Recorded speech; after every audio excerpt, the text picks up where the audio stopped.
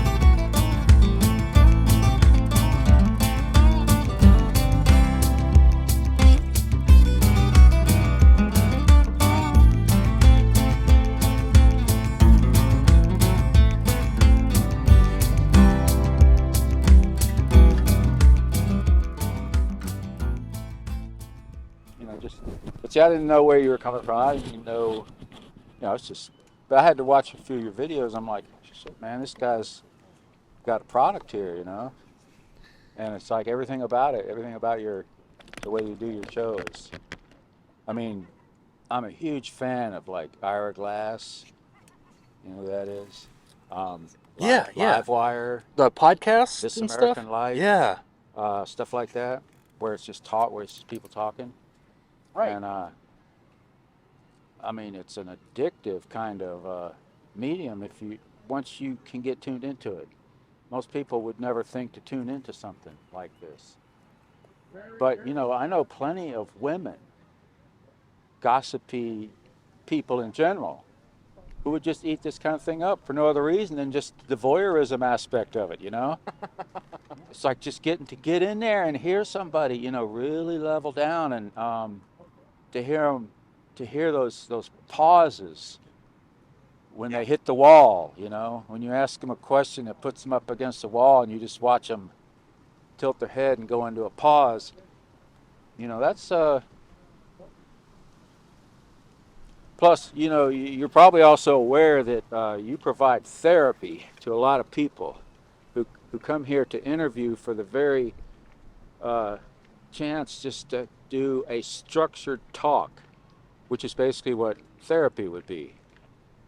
And that's what makes therapy so effective. It's structured.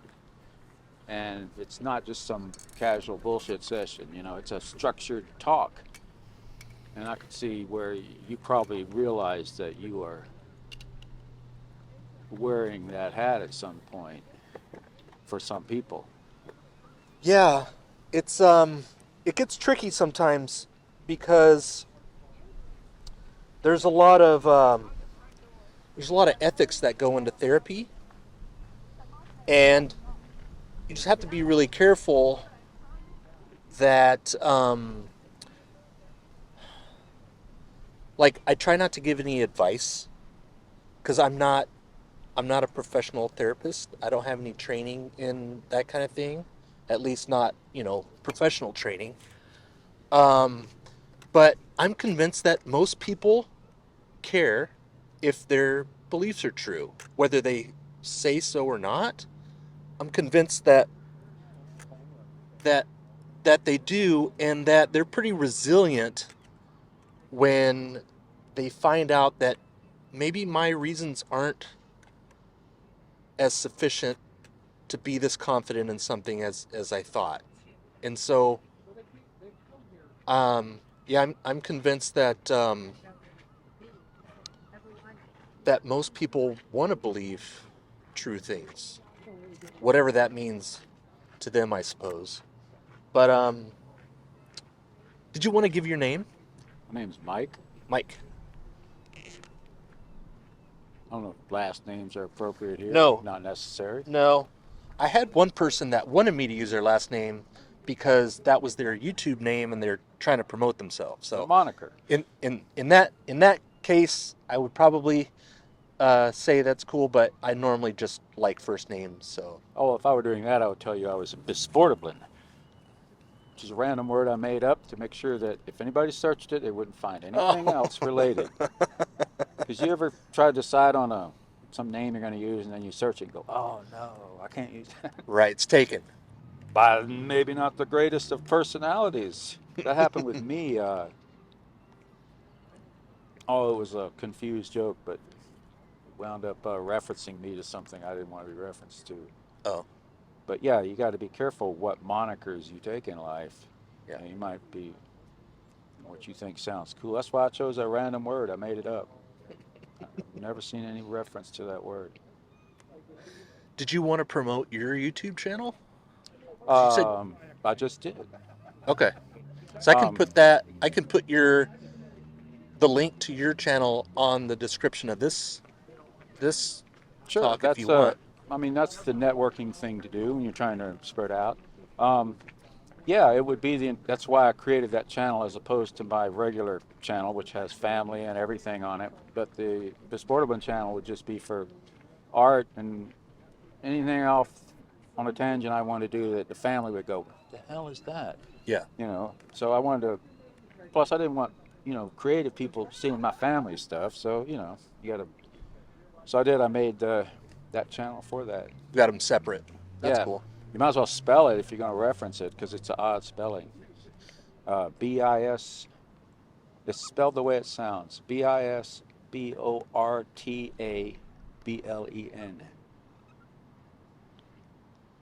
BLEN. Bisportablen. Okay. It's like a word from an alien language. Or I tried to make it as such. Okay. It shouldn't have had any, well, there's a BI in the beginning, which will set your mind up. But that's about the closest thing I've come to. And BLN doesn't really mean anything, but it almost sounds like a combinatory, like blend. Okay. But those are so obscure that only I have seen those references in that way. But I think it's a pretty good word to just. Yeah. And it's the cool. meaning of bisportable, and actually it's kind of odd. It refers to any children that I never had, but could have had, Okay. that are right there on the edge of this dimension. Like if you've had a girlfriend in the past and you were intimate, the odds of you having children with her are greater than some stranger on the other side of the world. So there's a realm of quantum possibilities, that would be the argument there. But the quantum possibilities say that likelihood's a lot more likely than the other ones. So those more likely ones I call bisportablin. Okay. They are siblings. Like my mother said that I had two siblings that died before me in birth, and they would be included in the bisportablin population. So anyway, that's the name and the meaning of that. I don't have to put all that in, but just Quantum kids. yeah, quantum possibility kids. The ones that you could have had. Got it. Like I had an old girlfriend had a kid with another guy she met, and when I saw that kid, she had met that guy right after we had split up, but we had been together for like 5 years. It's like, wow, me and her were on a road together, parallel for a long time, and wherever the two of us led wound up creating that situation that led to her having that kid. So I almost felt a little responsible, just have. Do you see what I'm saying there? Yeah. There's a little bit of influence there. Yeah. Yeah. So that kid, I felt almost related to it in a way, even though it's totally not mine. Like so close. So close. Yeah. Well, just so that we're clear about something, I don't cut things out. It's all long form. Mm-hmm. So, you were saying earlier that I could cut part of this out. Just not intended to be done. Yeah. So, well, then I will not digress as often. if that's what that means, I just wanted you to know that. No, I had actually noticed that in your show, and I had thought about things that would be rules to what you do, and that's something that obviously occurred to me. I was even going to ask you if you did that, Yeah. so you answered a question. Cool. Is there something specific that you wanted?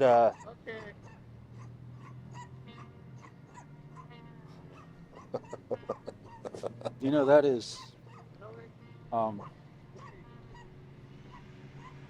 that's precious, man. That's just like, I don't know what to say to My that. But, friend warned me about that dog. Like he'll he'll come up and try to eat your pants.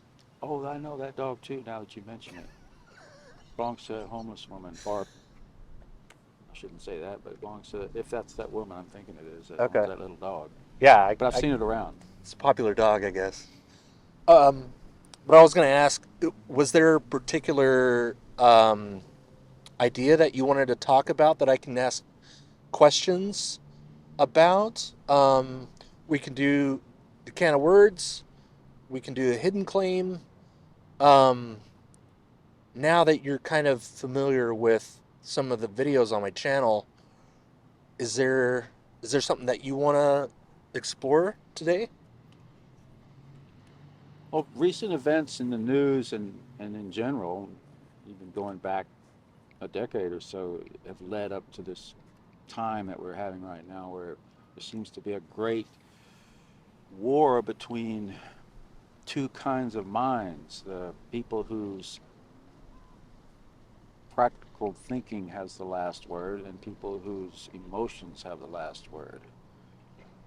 And it seems like if you have practical thinking is the ruler in your mind, then it's a lot easier to escape from unfortunate mistakes you've made.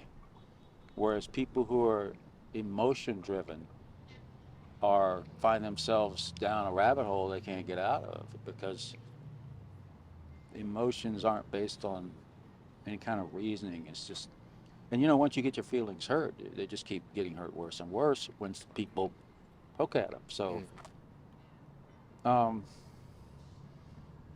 that's something I've been thinking about a lot recently with just, you know, looking at the political landscape and seeing, you know, why is it that we're having this war with ourselves? And so, yeah, you could do your survey based on that general feeling of how people accept the truth in different ways based on their minds. You know, who's wearing the pants in your brain? You know, your emotions or your common, or what's, you know, your reasoning or your emotions. One of them's wearing the pants, or some people it can be balanced, you know. But I've noticed that a lot of people who have trouble being stuck and being dragged down by a bad concept, they can't escape it. That is emotion based. Okay. So you could do your survey based on that as a Okay. beginning. And what do you mean by practical thinking? Was that Fact based. fact based? Fact based thinking. Mm-hmm. So there's this dichotomy of fact based thinking versus emotional thinking that you're noticing our culture is experiencing right now. Would that be a That would be the understatement? Yes. okay? It's or maybe I just live alone and see too much internet. But yeah, I get up every morning and I read the news. I don't listen to it. I Okay. don't listen to stuff until later in the day. But before noon, it's all reading. I just realized that the other day that I don't go to that till later in the day. I guess that's a good thing. Is that a way for you to practice practical thinking over emotional thinking by reading instead of listening or watching? Is that a way for you to make sure that you're thinking in the way that you think is most beneficial? Well, in the mornings when I'm having my coffee, I just want to see. I guess I just want to see the table of contents of the day, and then of course, later once I see what the big story is, I might click on a full audio visual version of it. But yeah, I do like to read mostly in the mornings. Okay. I have my standard. I always go to yahoo.com. Don't ask me why I go there. Oh, because they download the quickest. Oh, When you click on them, they come up. You go to CNN, you might have to wait. You okay. got some of them up, but Yahoo, man, you get them real quick. And they seem to have a neutral, if not pedestrian view of the news, you know? Would you say looking at Yahoo News is an example of practical thinking? In the sense that it comes up quick. But I also have this list of about 20 other news people who I eventually will click on. You know, if I see there's some big political thing, oh, I go see Fox and Breitbart and Newsmax. I check on them all. I read those first just to get that angle, and then I go back and read the mainstream news to see how it's being portrayed. And then I'll click on like a Huffington Post or NPR or BBC. I love BBC because that's really the best neutral version of the news, in my opinion, because they're seeing it from over there as opposed to being in it, you know. Okay. They report on our news like, you know, it's not their country, you know, like we report on their news. So that aspect is interesting to see. That's what I was going to ask. What process do you use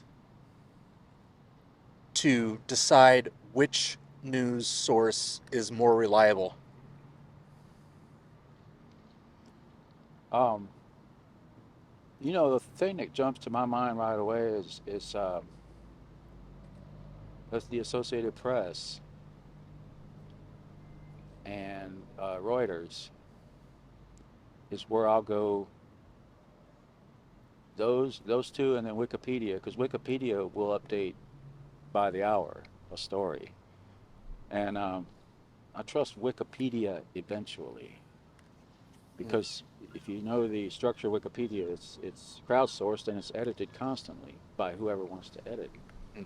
Then they have a structure that reviews those and produces the average story, you might say. But yeah, I do a lot of seeing it from different angles, because I used to not understand the difference between, you know, people say, ooh, Fox is conservative. I'm like, really? You know, I have to, because they're telling the same news story. But then when you realize, you know, when you see their editorial content, it's like, oh, yeah, I see what you mean there. But I never watched the editorial stuff, you know. You only watch the fact stuff. Would that be accurate? You know, it's the best TV show on the planet is the news, and you know, the facts is the show, and the present, you know, the reading of the news, that's the show. This commentary stuff, that's, you know, I can do my own commentary and listen to people on the street. I don't need to hear. You know, it's funny. I used to think that the only irritating editorial commentators were people like Bill O'Reilly and Tucker and people like that. But then I've realized there's people on the liberal side that are just as irritating. Hmm. I'd never noticed them, but they're there as well. But the reason I hadn't noticed is I'm not an editorial person, just to read the facts and keep track of the story. You know, I'm like a woman with a soap opera, you know. I want to know what's happening next. So you try to expose yourself to news sources from all angles, and you have your particular ones that you think are more reliable based on what? Well, there's a sense that you could, out of those, what is it, dozen or 20 or however many it is on a deal, that there's an average. You know, what's the average? If you want to just click on one, who are you going to watch? And I guess for me, it's just Yahoo, because they come up quick. Okay.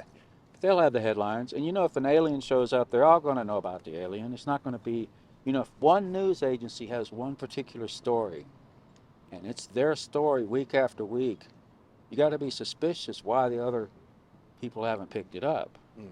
You know, why is it just their story? You know, the truth has a certain life to it. It's like a well-made espresso, you know. What's that thing? How do you know if it's true? There's a preponderance of evidence and a proliferation of truth, or something of that effect. Yeah, truth has a life to it. Things that aren't true, there's only so many facts and they don't update, and it's the same old story year after year. You know, like old Loch Ness monster stories and stuff like that. If Isn't it? if a statement is not true, it eventually dies out. Yeah, in a scientific way.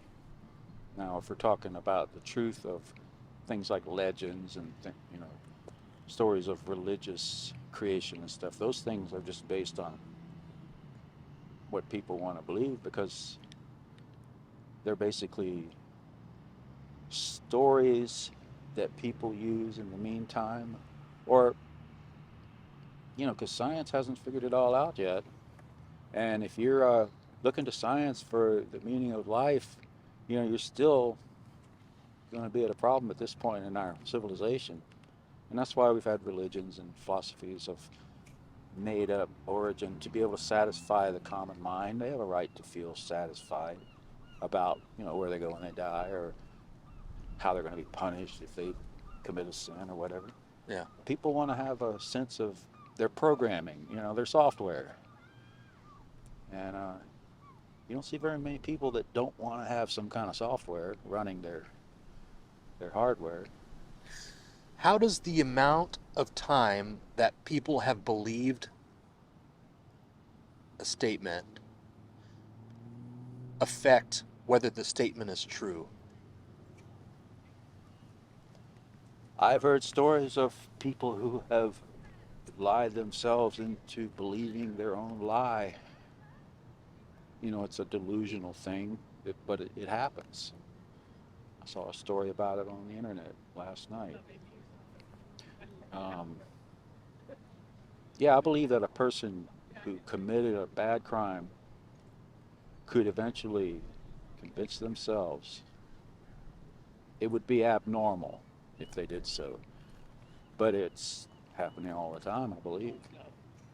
I've caught myself in that kind of situation where uh, I haven't realized the truth yet. And one thing that comforts me is when every now and then I do have to change something I thought I had a belief about. It's like I almost feel like I'm showing off to admit that I'm wrong. You know? Mm, mm. It's like my brother can't do that. I love admitting I'm wrong right in his face. He looks at me like, dude, how can you do that? It's like, Yeah, no, I yeah, think it's a refreshing thing to do, to be able to do it and to be able to do it fearlessly yeah, with a smile on your face. It's like, yeah. oh, wow, that was so stupid. Yeah, I do it all the time. Like, I have this thing about people that are, I think that's great, by the way. Like, that's refreshing to hear you say things like that. Like I have no, um, yeah, I have no problem admitting when I'm wrong. Like that's what I'm hearing you say, and I think that, like, I applaud you for that. or if you have a problem admitting you're wrong, you're going to wind up down a rabbit hole you can't crawl out of, you know? Just, why do that, Yeah. you know? I'm still interested in the relationship between how long a claim is believed by an individual or by a group over time, the relationship between that and the claim being true.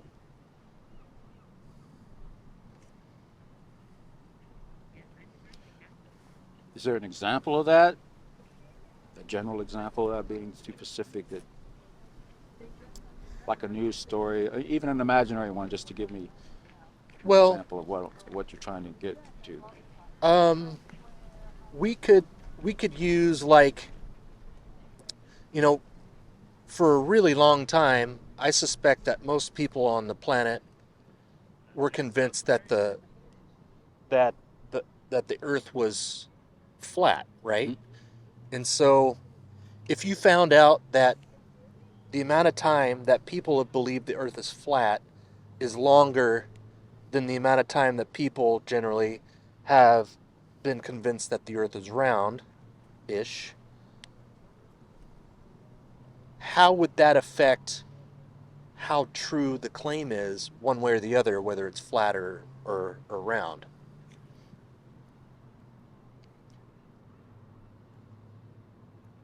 It depends on the people because, and it depends on the story because some stories, the answer is not so obvious, and you have to take the word of people who have derived it from obscure ways, like whether there's life on the moon or whatever. We just have to take the word of the people who know that there's no life. But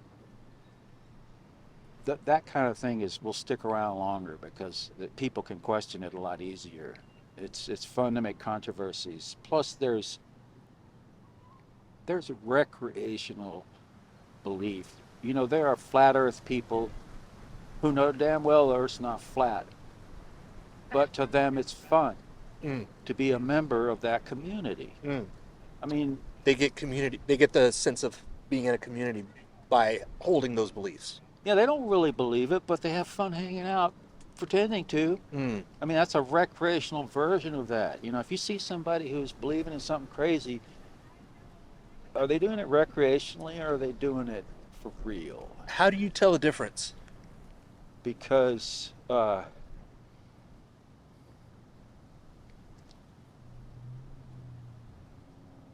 people who are doing it for recreation, they seem more at ease and they're very relaxed about it. People Okay. who are doing it for real are frustrated and mad about it. And that would be one way you could, like if you see a well-dressed protester, he might be there just for, people go to protest just to hang out with the group, just to be there. I Mm-hmm. mean, I've done it myself. I've been to a protest. I had no idea what they were protesting about. But I'm just wandering around taking pictures. I found out later they were protesting a berry farm. But yeah, Almost like a neutral observer, or there's a lot of recreational rebellion going on. People who are getting their tactical gear from Amazon and going out and pretending to play anarchist. mm.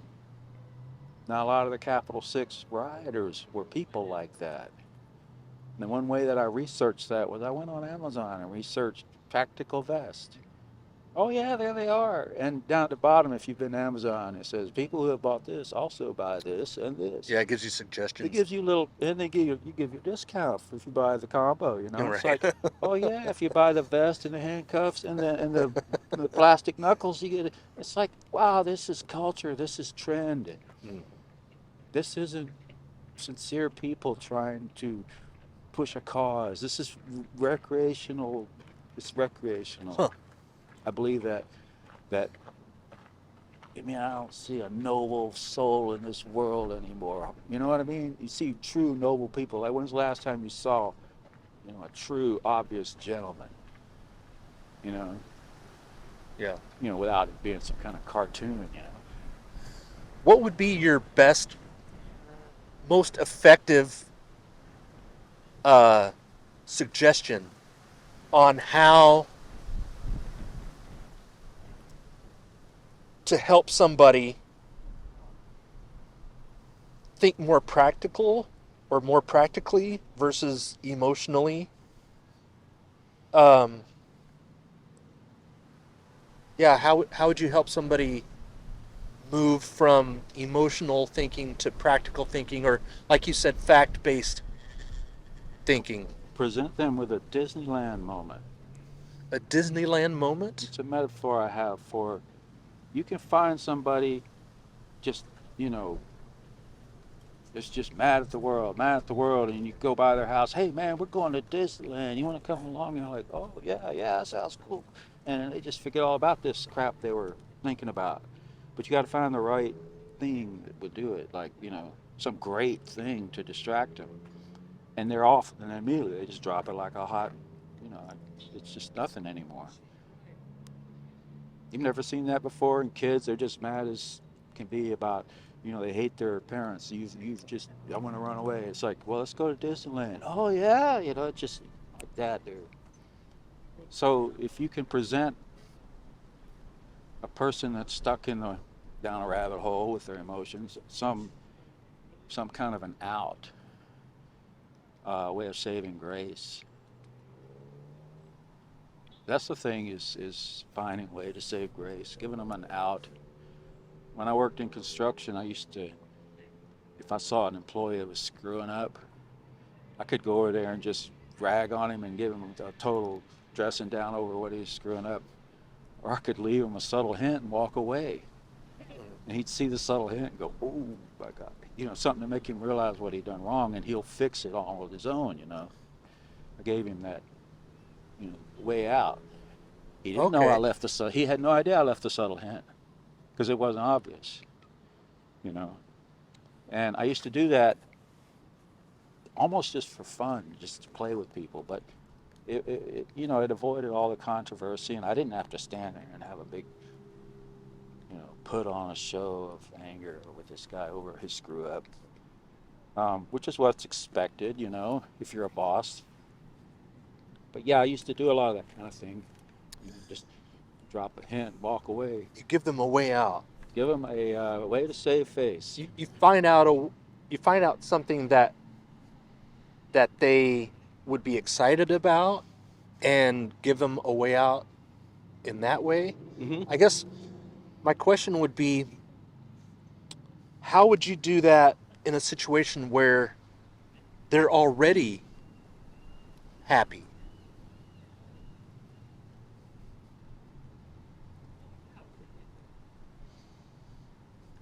You would have to use your imagination. But isn't you know, that yeah, go ahead. I grew up watching movies and TV. I'm mainly a loner. I have social anxiety diagnosis, so a lot of what I learn about society I get from TV and movies. You know, I expect dramas to be done in an hour, comedies are done in 30 minutes, Mm-hmm. and I expect life's encounters. You know, I expect a resolution to this encounter. You know, and in real life, you know, you walk away, there's no resolution, and then it's just. But yeah, I have that theory about people who are shut-ins who learn what they know from watching TV and movies, which isn't a bad teacher. As you watch TV and movies, they'll teach you right away what people like, what people don't like. I've heard that from people that weren't born here, that live in other countries, and it seems like they say that that's a really good way to learn English, first of all, and learn the cultures just by watching the TV shows and the movies and stuff. The writers know what we like and what we want to see. And when we see what the writer intends, sure, we understand. You know, they're trying to sell a product on that TV show. They know what they're doing. Mm-hmm. They're not playing around. Okay. But yeah, you got to be able to find a way to save face with people. And that's out of style right now. You want to ask me about something, ask me about trends. Trends? Trends. How, well, we were already discussing it to a sense, how all this anger at the government is a trend. Mm-hmm. It's not a cause with any real purpose. It just happens to be this trend. And you know, we can make laws and try to enforce them, and that's hard. You come up with a trend, everybody's going to be doing it, you know, because it's a trend. So what if we make new trends? Make it a trend to, you know, do helpful things, you know. There's people that do that kind of thing, but carry it on out, you know. Would you say that following a trend is thinking emotionally? Yeah, you're trying to, when you follow trends, you're trying to fit in with society, and plus you know, it's like, wow, everybody thinks those kind of shoes are cool, and if everybody thinks they're cool, maybe they actually are cool, you know. So get some of them shoes. They actually really are cool, or people just think they're cool. But either way, you're right. What's the worst thing about emotional thinking? Well, it puts reasonable thinking in the back seat. Why is that bad? Well, because emotional thinking is, well, it's the definition is in the words itself. We're putting reason up against emotion. You know, emotion is just the hormones in our body that come over the top of our nerve impulses and influence them. You know, it's a separate system. All the thinking and the reasoning that's all nerve impulses in our mind. But what we feel and the anger and all those hormones that result from our the pituitary gland in the center of our brain, that's a separate. You know, I read a story. Well, I saw a story. I watched it twice. It came up on Yahoo. It came up on YouTube. Well, actually, eventually I wound up at YouTube after Yahoo. Okay.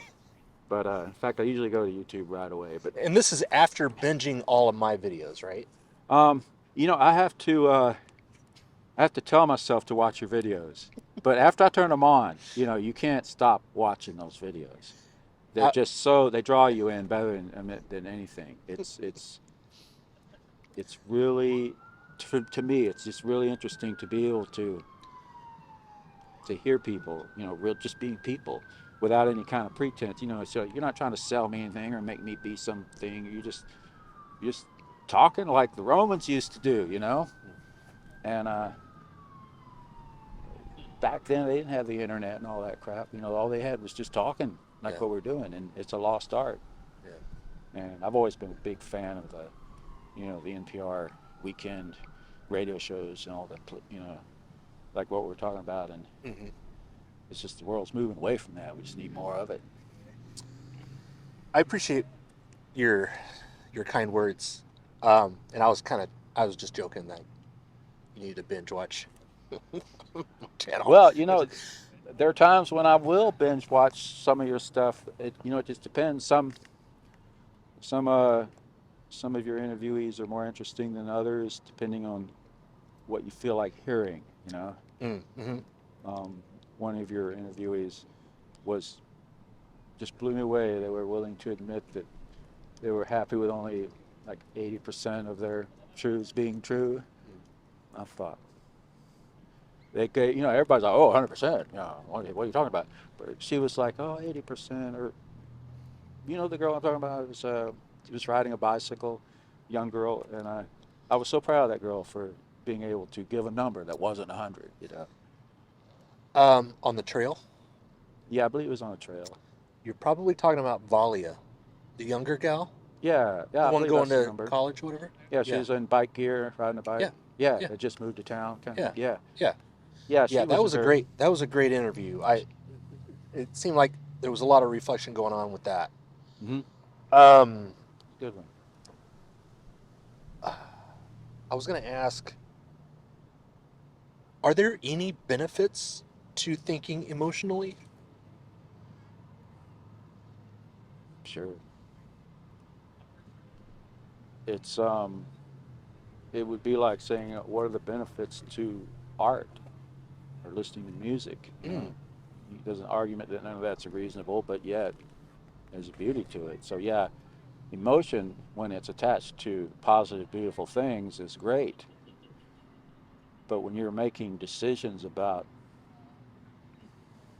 the things that are important, and you're just wrapped up in, you know, your feelings, if you get stuck on your political feelings, or it could happen on a lesser level, on a maybe some woman at the PTA has made you mad and you'll never go back there again, that kind of thing. Yeah, there's no reason to be able to get stuck there. And I think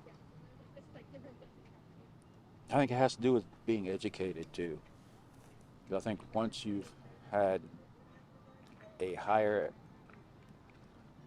I won't say if you've had it, but if you've been witness to what higher education is, if you've been around it, even if you've just gone to a university campus and just hung out around those people, listen to them talk at a bus stop, ride the 41 bus and just listen to those students talking, you get a sense that there's those other things. And yeah, I'm very happy to find when I've been wrong. I'm a little mad I didn't find out sooner. That you didn't find out find out sooner? Yeah, a little bit mad, but I'm also very happy that I did eventually find out. But then I have to remember, I'm not as smart as I'd like to be.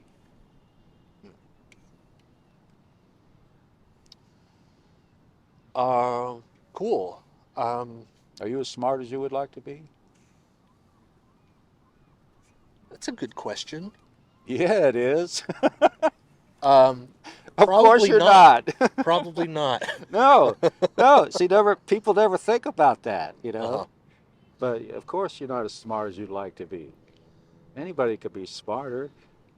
Yeah. But see, I'm aware of it. See, I know a lot of people are so self-assured that you ask them that question, they're like, like you just had to struggle with it a little bit, even to because nobody's ever Yeah, asked that I've kind of never asked. question. Yeah, I've never had that question asked. You should put that one in. See what people, are you as smart as you'd like to be, or word it in a way that's a little more elegant, maybe. But I have questions like that, and they involve with um like I'll just ask you because I don't think I've asked you um what percentage of your conclusions do you think are accurate?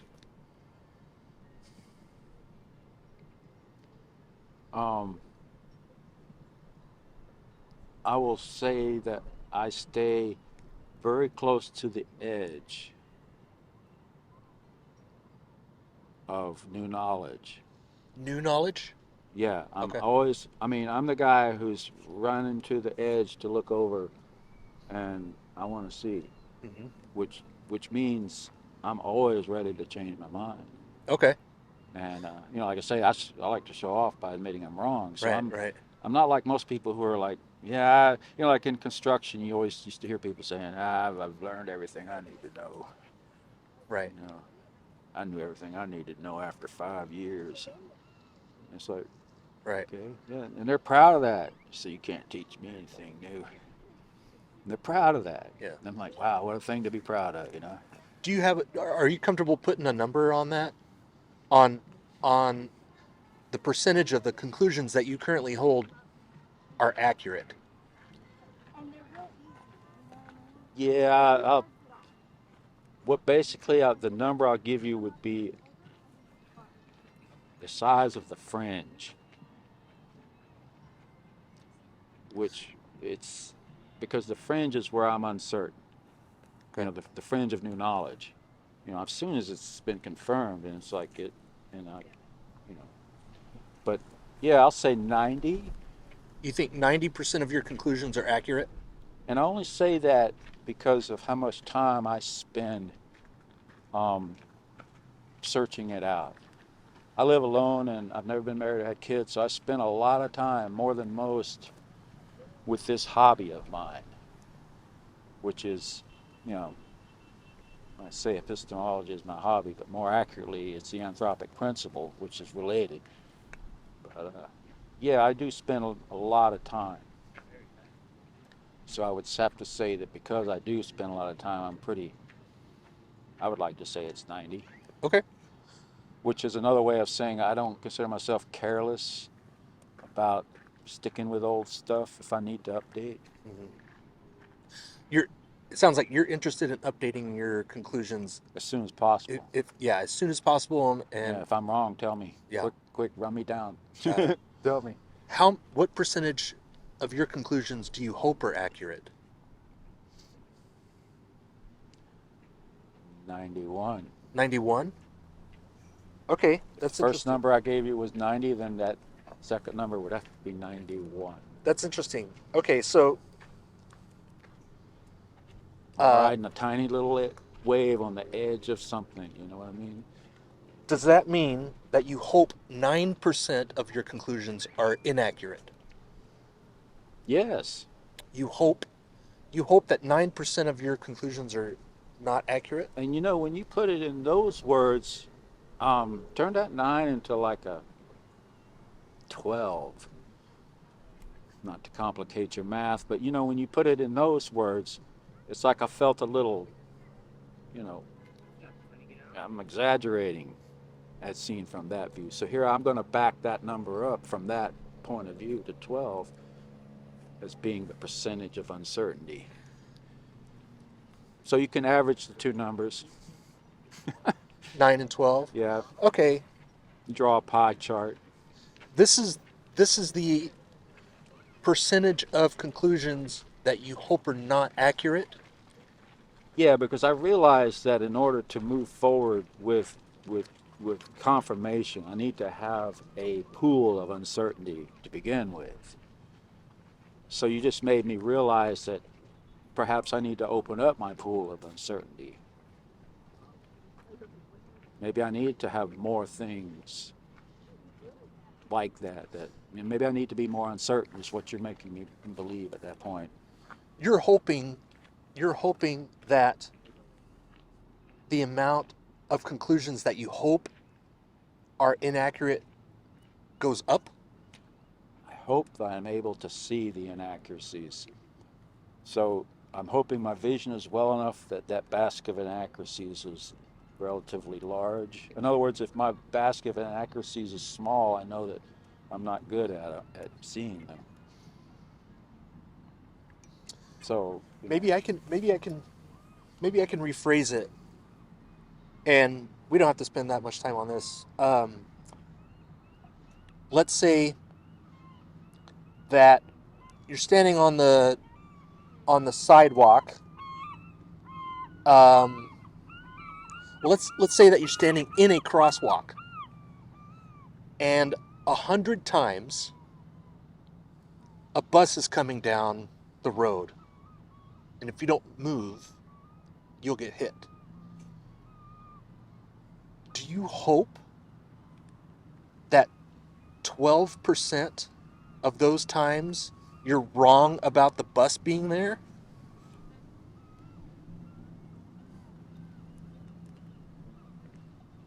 well, in a life and death situation, I'm not going to toy with the. I'm just going to. If there was an incentive for me to guess that maybe the bus wouldn't be there that time, maybe if I could, if I could run across the road and get somewhere quicker by ignoring the possibility of the bus being there. Um, no, I would be the kind of person to just always assume the bus would be there every time. I wouldn't. But given a reason to look for the time that it's not, I would change that opinion. Okay. But otherwise, just for a matter of general safety, the bus is going to be there. But yeah, if I'm running and I'm late, it's like, man, the bus might be, maybe I can out, there'll be times when I would consider differently based on necessity, I guess. Okay. You got to be able to, if like I heard you refer to a pie chart to split up people's reasons for doing something. I did it mostly for this reason, but a little bit of this reason, some of that reason, and these two fluctuate. And that's my answer chart, my solution pie for anything is always this moving, evolving thing that's I'm expecting it to be moving. If it's not moving, it's the machinery of my judgment's not right, I guess. But as a kid, I always thought, I believed in the scientific method. My the people I worshiped were Spock and Kane from Kung Fu: The Legend Continues, because they were such, just if you know those characters, you know what I mean. Yeah, not much. When you say Spock, do you mean from Star Trek? Yeah, Okay, yeah. it was, Not a lot of emotionally it was thinking all logic. with that guy. And I was all about that being socially awkward as a kid. I'm like, yeah, I'm all about Spock, man. He's the man because he don't have to mess around with emotions. Uh-huh. And then Kane from Kung Fu Legend Continues. You familiar with that character? No, I'm not. Yeah, David Carradine played a Chinese immigrant back in the cowboy days, who was a kung fu specialist and worked on as a Chinese slave, and it was his adventures all around. And he was, every episode he would always, kung fu somebody and win the day. Mm-hmm. So yeah, and he never had any great fights. Whenever he challenged somebody, he always beat them very simply and quickly without any effort. It's like yeah, that's the man. Those are great episodes, and I know a lot of people my age watched Kung Fu Legend Continues and worshiped that Zen sensibility. Yeah, That and of course the Roadrunner. Roadrunner, Spock, and Kane from Kung Fu Legend Continues. That's what gets me through life. They're all fact-based thinkers. Yeah, yeah. Emotions are for positive things, and you feel sad emotions. But I remember as a kid telling myself I needed to just retire anger, and pretty much realizing, well, I can kind of do that. Like, just say I don't deal with anger, just don't do it.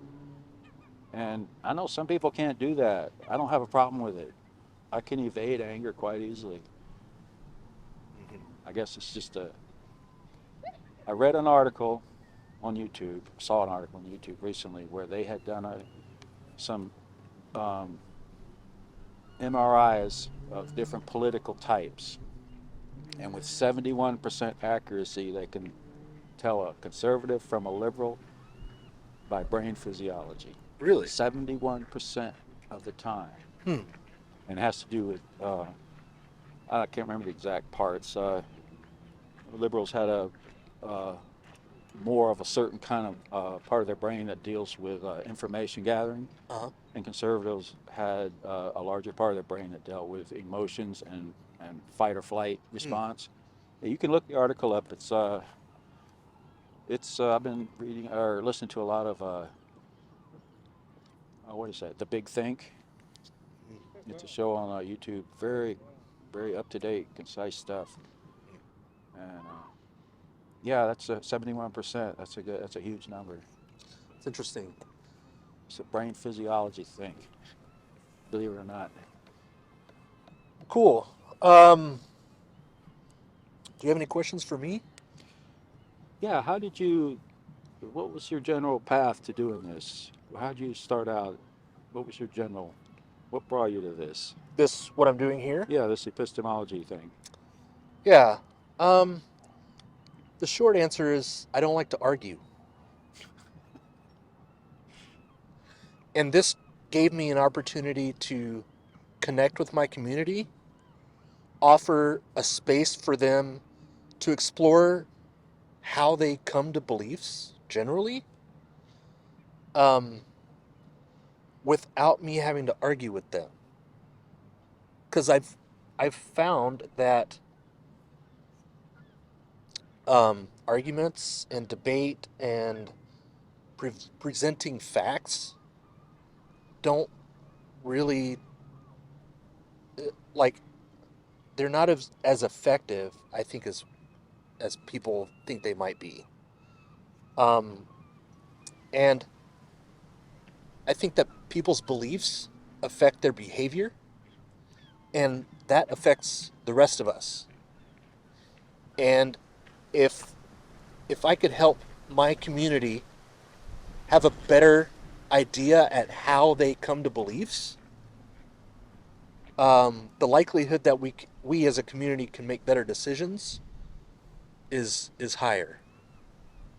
So it's a completely noble effort. There's nothing in this. There's no. You're not promoting any organization or any cause or anything other than just the pure,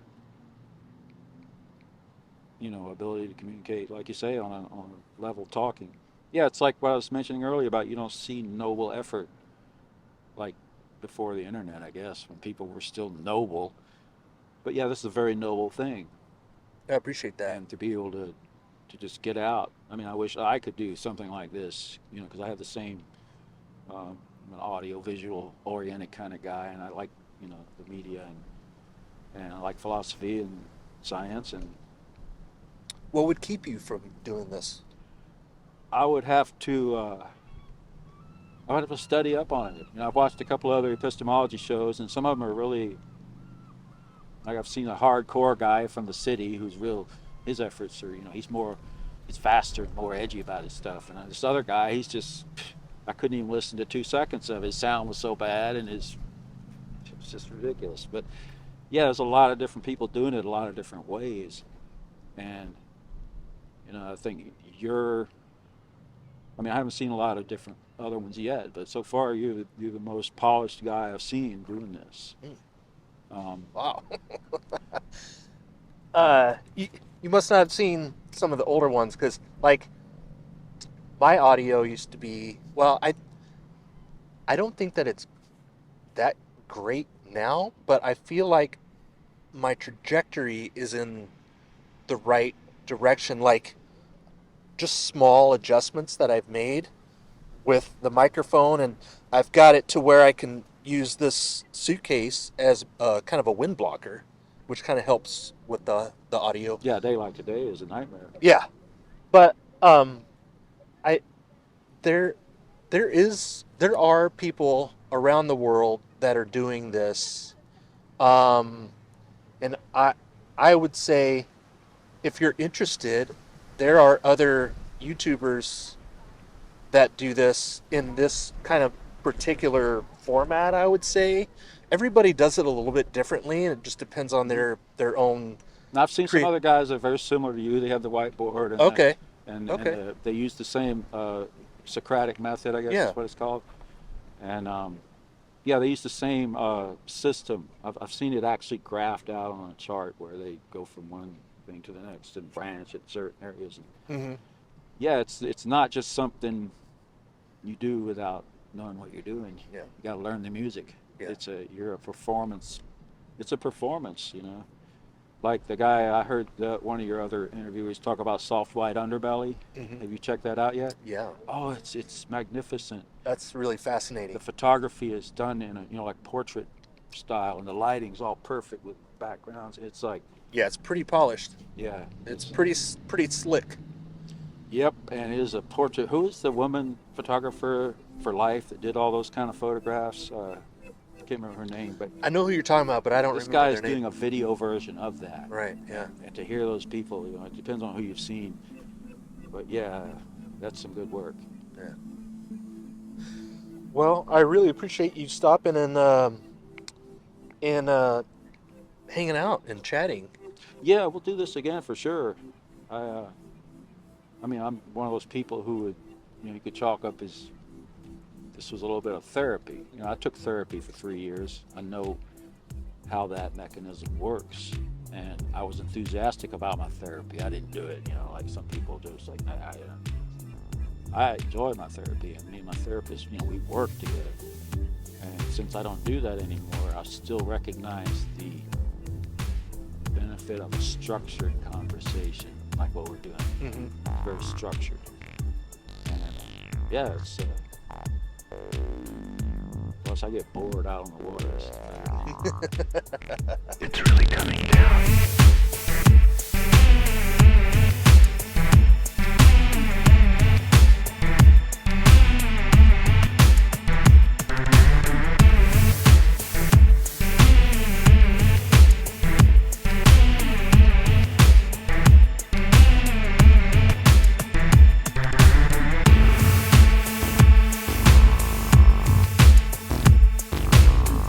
Do you have something in mind?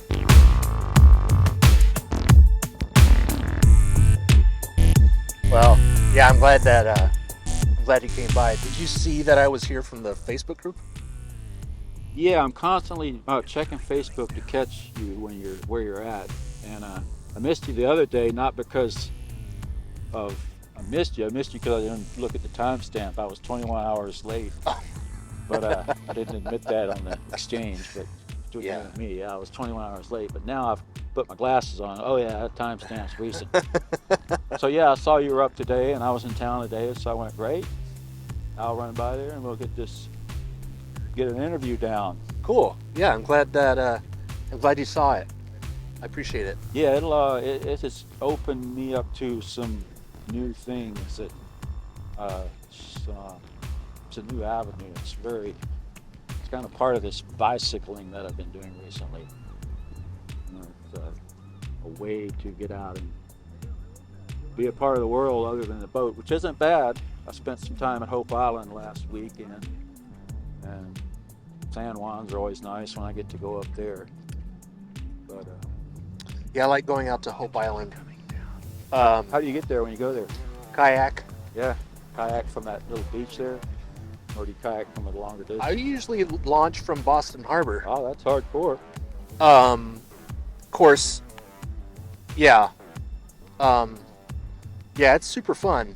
That's a great place, great lunch spot. I shared a smoke with a bobcat there one time. Really? I sat down on the beach. I was actually tracking a bobcat because I knew what kind of environment they were in, and I found his little freshwater source, and I was tracking him around. And I paused in a log and was having a smoke, and I looked over, and like here, that picnic table was a bobcat underneath a bunch of roots, just looking at me. He was sniffing my weed smoke. It was like, It's really coming down. I had no fear because he didn't look like he was angry. He just looked like a big old cat, Yeah, just chilling. yeah. But I had cornered him because I came from the woods down to the beach, which he wasn't used to people doing, and I cornered him at the beach. Yeah. But it was a beautiful I experience. see a lot of raccoons there. Raccoons there are they're off the wall. Yeah. I saw you know that seals, if you ask them to show you a fish, there's a likelihood they might show you a fish. I have 2 known instances of it being true. Up in Anacortes, there's a known seal in the marina that shows people fish if they ask him. So show me a fish, you'll go get one. Yesterday, I saw some seals. I hollered at them. I said, hey, show me a fish. And the 2 of them just kind of looked and went down below. And I swear to God, a minute later, a big old seal comes up right by my boat, looks me dead in the eye, had a 3-foot salmon in his mouth. Wow. And he's parading around with it, like obviously for me. Showing it off. They have a thing, and they love to show off their catch. That's interesting. And I've been trying to communicate with seals by, the only thing you can do is try to relate to what they know. So whenever I see them, I go, hey, how's the fish?